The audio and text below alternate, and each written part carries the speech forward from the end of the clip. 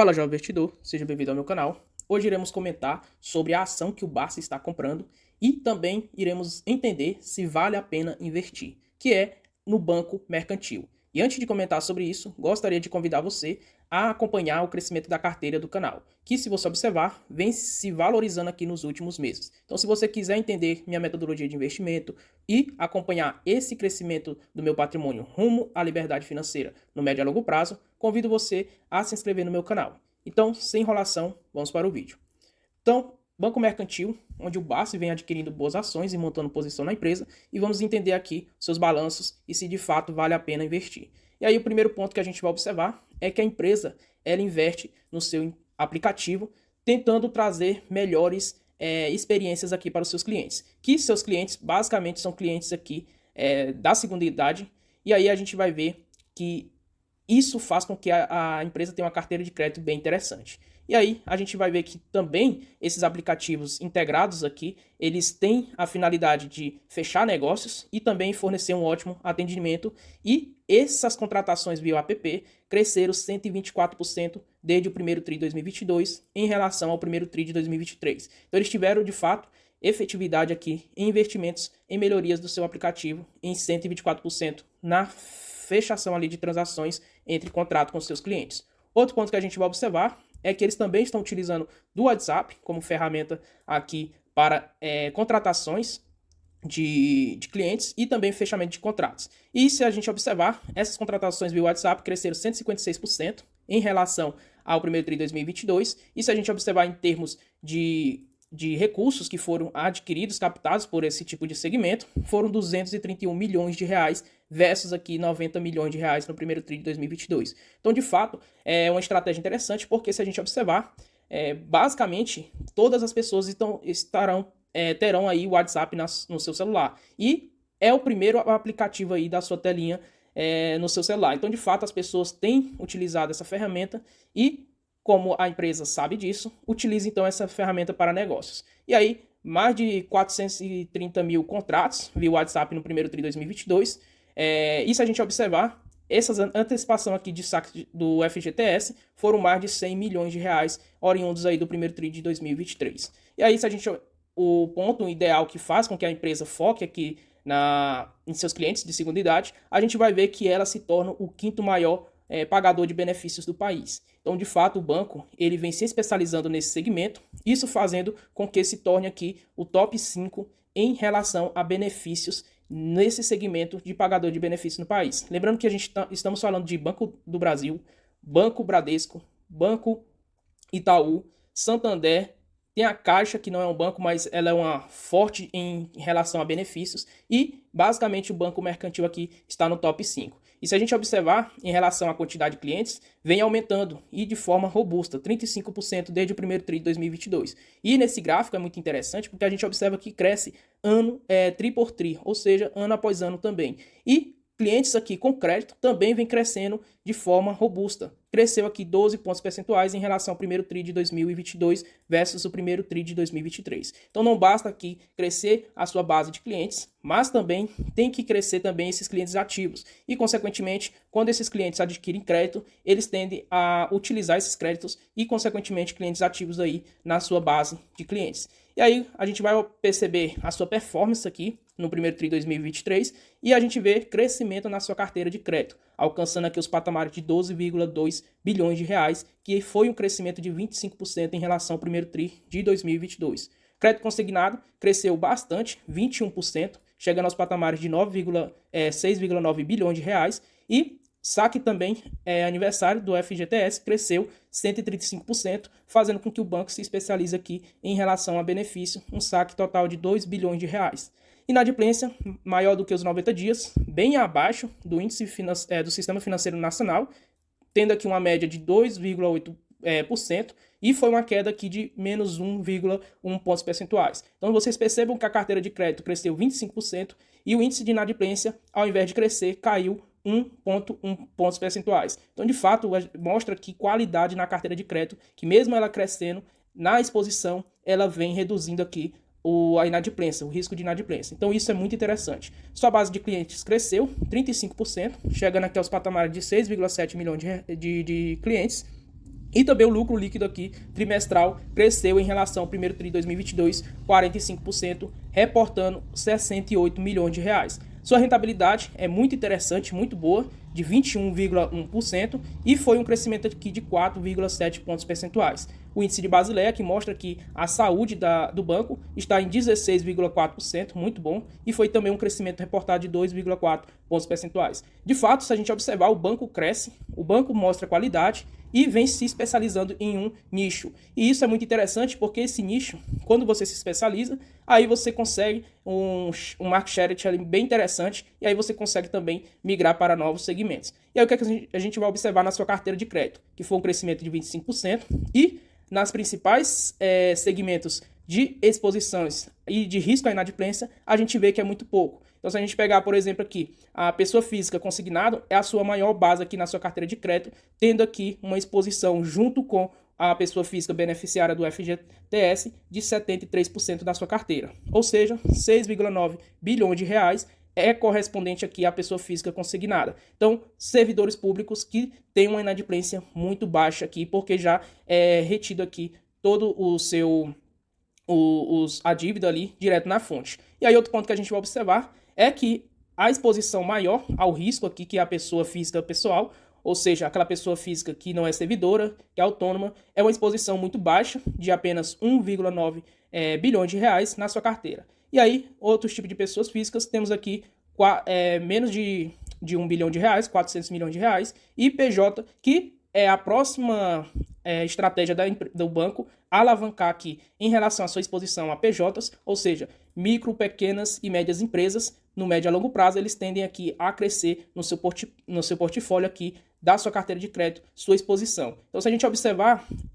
o banco ele não focou nem em crescimento em PJ, nem em crescimento em pessoas físicas, mas sim focou em crescimento em pessoa física consignada. Então este é o nicho que eles têm focado ultimamente e cresceu bastante e deu muito certo porque a carteira cresceu e a qualidade da carteira continuou, como a gente pode observar aqui.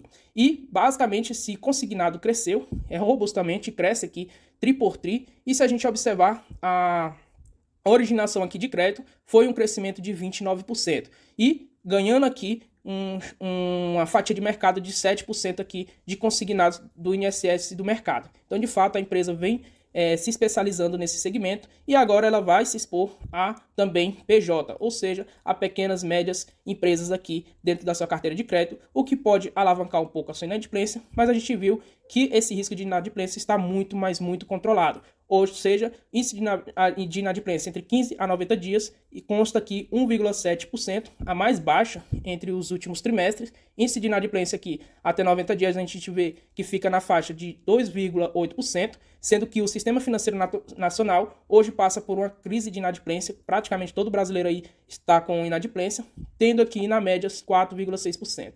E aí a provisões de devedores duvidosos do banco vem caindo tri por tri, justamente porque a inadimplência também vem caindo. Então, se despencou também, essas provisões também vai despencando porque o risco de inadimplência vai diluindo. Então, caiu aqui essa provisão de devedores duvidosos em 10% e, consequentemente, mostra qualidade na sua carteira.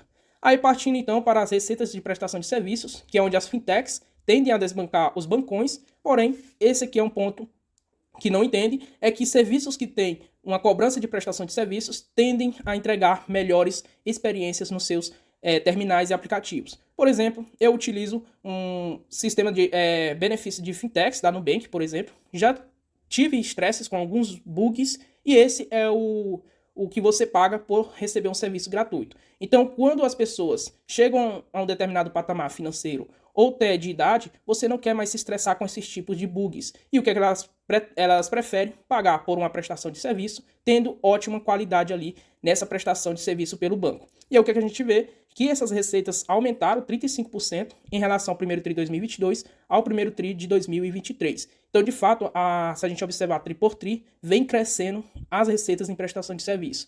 O lucro aqui do Marketplace também vem crescendo, cresceu 770% em relação ao primeiro TRI versus o primeiro TRI de 2023, saltando aqui de 1,8 milhões para 15,8 milhões de reais. E clientes ativos aqui com assistências, a gente vê que salta também, saltando de 20 mil para 144 mil. Então, de fato, a empresa tem produtos para oferecer para os seus clientes, cresce o número de clientes e também as receitas de prestação de serviços vêm crescendo. Então, cartões em utilização também vem crescendo, cresceu 12% em relação ao primeiro TRI de 2022 versus o primeiro TRI de 2023, e a gente vê que vem crescendo bastante. Então, usualmente, utilizam mais cartão de débito, e outro ponto que eles irão investir é no cartão de crédito consignado. Então, de fato, o banco vem se especializar nesse tipo de segmento, e outro banco que vem se especializando nisso também é o Banco BMG, que vem se expondo aqui mais a servidores públicos através de cartão de crédito consignado e também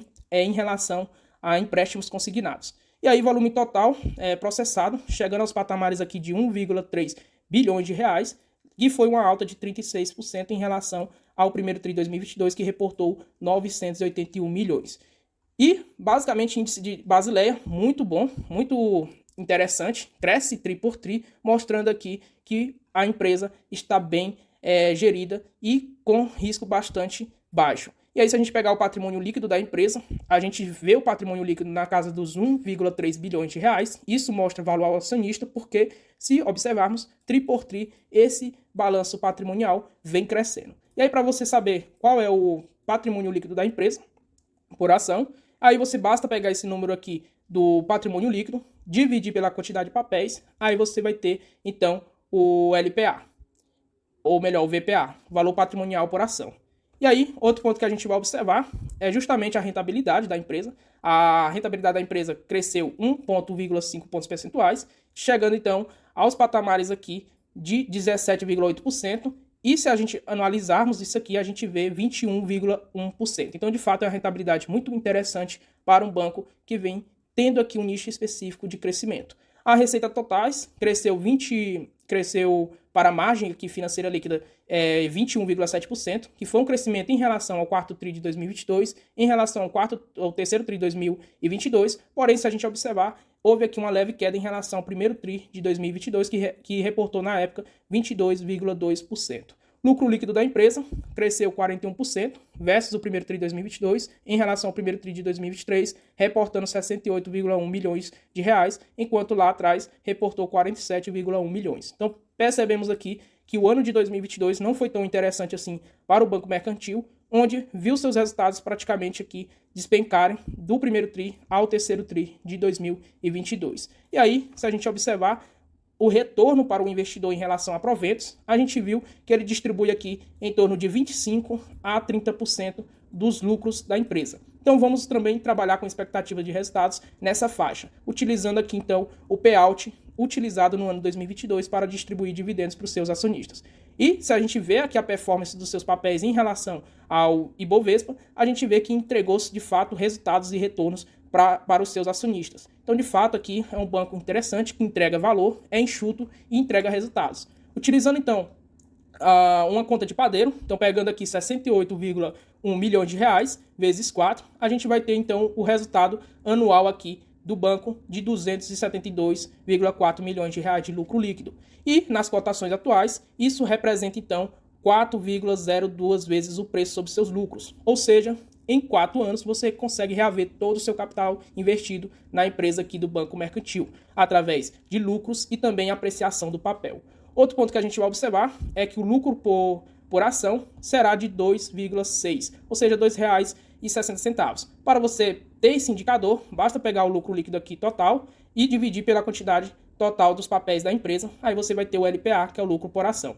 E aí, tendo esse lucro por ação, com 27,5% de payout, ou seja, essa é a porcentagem que será distribuída de lucros para o seu acionista, isso representa 64 centavos. E aqui a empresa distribui também JCP, então esse valor aqui já é líquido. Aí 64 centavos em relação às cotações atuais, de R$ 10,47, estamos falando de um dividendo yield aqui de 6,14%. Então, se a gente observar na estratégia do Luiz Barsi, que ele está disposto a receber no mínimo 6% de yield, faz todo sentido ele estar montando posição nesse banco e neste momento. Além do mais, a empresa tem um projeto de crescimento bem interessante e irá se expor e aumentar sua carteira de crédito e expandir ainda mais o seu crescimento. Então, de fato, a empresa entrega 6% no mínimo de dividendos e, além disso, tem uma expectativa de crescimento absurda. E se a gente pegar aqui em relação ao valor intrínseco da empresa e observarmos a margem de segurança, estamos falando de uma empresa que está sendo aqui negociada de 19%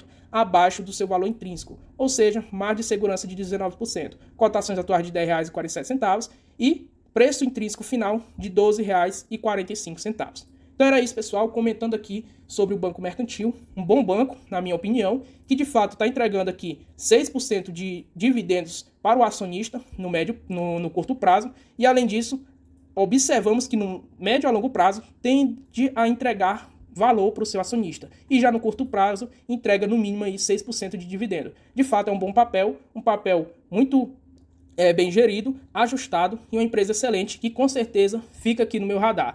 O fato é que não dá para você ter todas as empresas porque seu capital é muito pouco. Então você deve focar sempre nos papéis que está na sua carteira, mas sempre tendo aqui no radar e observando as oportunidades. Consequentemente, se a oportunidade for irresistível, você vai lá e aproveita. Espero que vocês tenham gostado do vídeo, se inscreva no canal, deixa aquele like e até a próxima.